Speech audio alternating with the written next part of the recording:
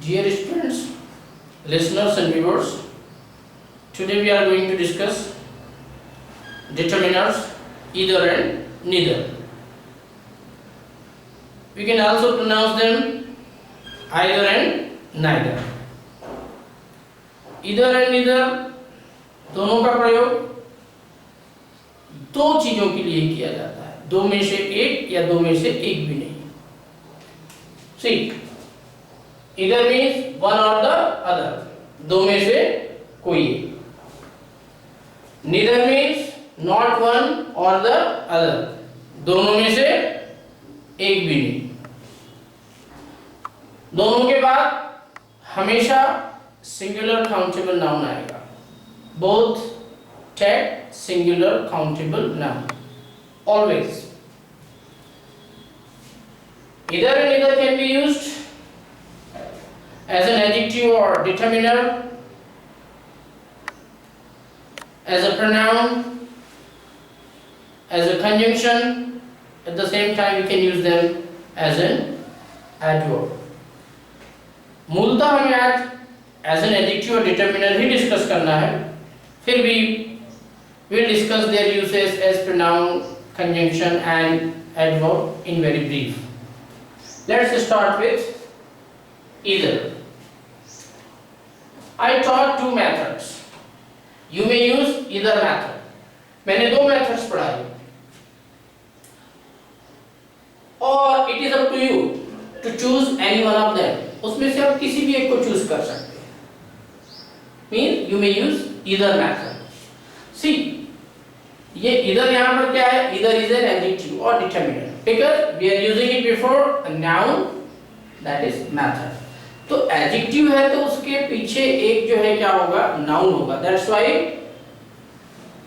either is an adjective. और more example. मान लीजिए आपसे कोई पूछता है कि भाई मुझे कॉलेज जाना है, कैसे जाएं, किस रास्ते से जाएं, and you know there are two paths that lead to college. तो आप बोलेंगे ठीक है किसी भी रास्ते से चले जाइए, दोनों में कोई प्रॉब्लम नहीं है. So you can take either path.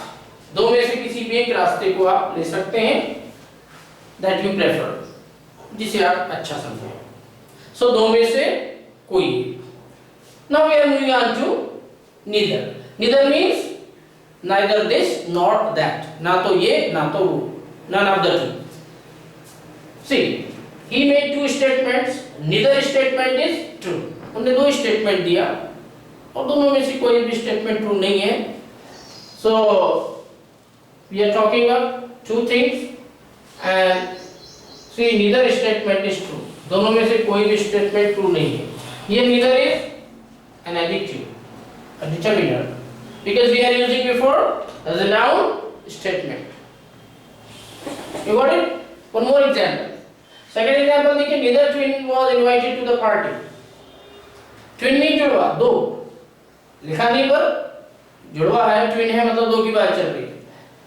Twin में से जुड़े में से किसी को भी invite नहीं किया गया पार्टी में. So you will say neither twin was invited to the party. Here neither is an adjective or determiner because we are using it before the noun twin.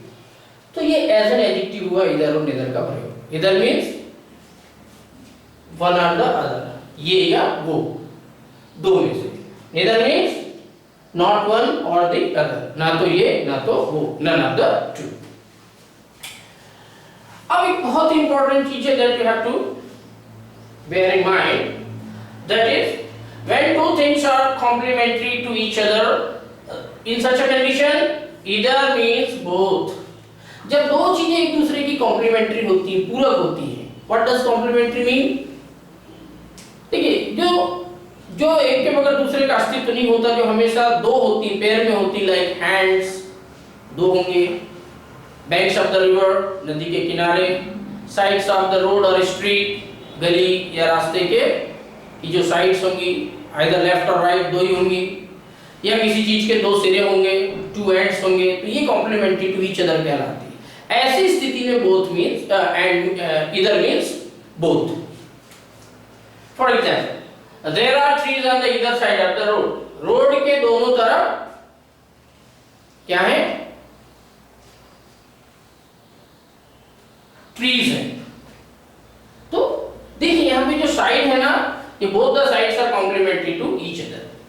Therefore we are using either in the sense of both. For more example, he can write with either hand. वो दोनों हाथ से लिख सकता है, with the right hand and also with the left hand. तो hand भी complementary teacher होते हैं, therefore either means both. तो जब complementary चीज की बात करें तो both sense मिलता है. जैसे there was greenery on either side of the either bank of the river. नदी के दोनों जो है बैंक पर जो है किनारे पर क्या थी, ग्रीनरी थी, हरियाली थी. तो ये एक सेंस होता है either means both when we are talking about two things which are complementary to each other. अब देखते हैं neither और neither का as pronoun इसका प्रयोग, as a conjunction इसका प्रयोग और as an adverb इसका प्रयोग. यहाँ मैंने either और neither दोनों को कवर किया है as an adverb. देखिए pronoun और noun की कंसेप्ट आपको क्लियर होनी चाहिए. You must have seen subject और ऑब्जेक्ट के स्थान पर आने वाला वर्ड हमेशा नाउन या प्रोनाउन ही होता है. जैसे हमने बोला कि एक छोटा सा एग्जांपल में ले रहा हूं कि दिस इज फाइन. सो देखिए इज और फाइन ये प्रेडिकेट है. Is fine, this is the predicate of the sentence and this is the subject of the sentence. अब जो सब्जेक्ट पर आया है ये देखिए दिस, तो ये it can be either a noun or pronoun. Obviously this is not a noun, therefore it is a pronoun. तो सब्जेक्ट ऑब्जेक्ट के स्थान पर आ रहा है तो प्रोनाउन होगा. तो देखिए यहां पर ईदर को हम एज सब्जेक्ट और एज ऑब्जेक्ट यूज करने की कोशिश करेंगे. आई हैव टू पेन्स, मेरे पास दो पेन्स हैं and I may use either, मैं किसी का भी प्रयोग कर सकता हूं. तो I am using either in place of object. देखिए this is verb, this one is subject, so this one is obviously object. So we are using either in place of object, that's why it is a pronoun. तो subject या either के object के स्थान पर हम प्रयोग कर रहे हैं either neither का, तो क्या हो जाएगा as pronoun होगा. जैसे हमने बोला कि sir should I use blue pen or black pen in the examination? तो teacher में से either will do, कोई भी चलेगा. So there either is pronoun. In the same way, we can take one example here. देखिए, as pronoun, neither of the two answers is right. Yeah, neither answer is, neither of the two answers is right. दो में से कोई भी जो है उत्तर सही नहीं है. तो we are using neither in place of subject. Therefore, it is a pronoun. और यदि हम बोलते हैं कि neither answer is right, then neither is an adjective because it is coming before the noun answer. So neither of the two answers is right, neither is a pronoun. Neither answer is right, then neither is an adjective. I hope you must have got the point. अब देखिए अगला जो है conjunction के रूप में इसका प्रयोग जब हम when I shall be discussing compound sentence, then we'll be dealing with these two neither and neither as conjunctions. अभी हम एक आध दो एग्जाम्पल ले रहे हैं. जैसे either or means या तो या. He can speak either Hindi or English. वह या तो अंग्रेजी या हिंदी बोल सकता है. तो either or, ये जो either or जो है ना, it is conjunction. In the same way, neither nor, it too is a conjunction. He is neither a singer nor a dancer. वो ना तो सिंगर है ना तो डांसर. तो यहाँ पर जो है neither nor जो है ये as conjunction हमने लिया है. Very important use which most of the speakers don't know. और अक्सर गलती भी होती है. देखो एक बात मैं बता रहा हूँ, बहुत ही वेरी इंपॉर्टेंट थिंग है कि कोई व्यक्ति कहता है I know English. Somebody says I know English. मैं अंग्रेजी जानता हूँ. अब आपको सहमति दिखानी है उससे कि आप भी अंग्रेजी जानते हो, तो आप ऐसा बोल सकते हो I also know English. I also know English. मैं भी अंग्रेजी जानता हूँ. या आप इसको ऐसा भी बोल सकते हैं I know English too. I know English too. Or you can simply say me too. मैं भी, मैं अंग्रेजी जानता हूं। किसी व्यक्ति ने कहा I know English, you want to show agreement with that person, तो आप इन तीन तरीकों से अपनी बात रख सकते हैं। उसने बोला I know English, आप कहना चाहते हैं मैं भी अंग्रेजी जानता हूं, तो I also know English, I know English too and me too, मैं भी अंग्रेजी जानता हूं। Also and to give the same sense, but the difference is in position. It comes before the verb and it comes at last, you know. I think it is clear. पर यदि कोई व्यक्ति कहता है कि I don't eat rice, मैं चावल नहीं खाता, तो यहाँ आप यदि उससे एग्रीमेंट दिखाना चाहते हैं कि मैं भी चावल नहीं खाता, तो आप ऐसा यदि कहते हैं कि I also don't eat rice या I don't eat rice too, no, this is not the right way of saying. यहाँ एग्रीमेंट दिखाने का ये तरीका बड़ा भद्दा होता है। This does not sound good. Agreement दिखाने के ये तीन तरीके हैं।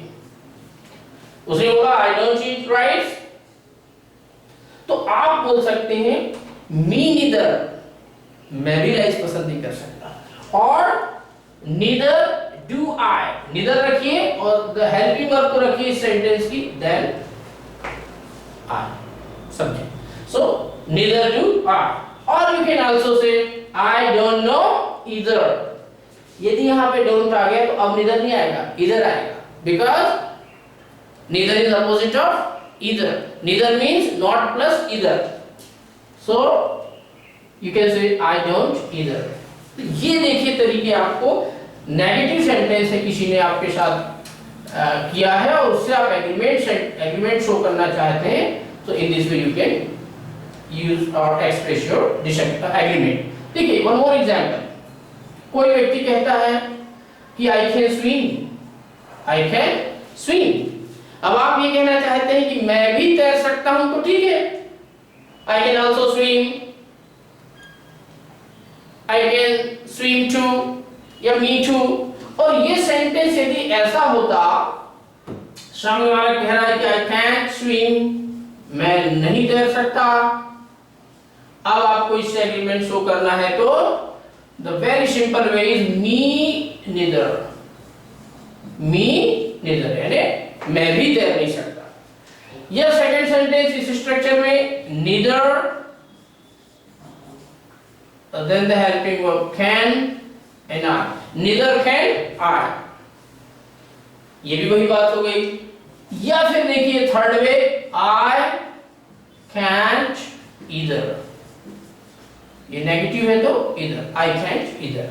So this is the use of either and neither as an adverb. Here it is, we are using either as an adverb, and here it is neither, adverb form of neither. I think this is all about either and neither. And this is the last video on determiners.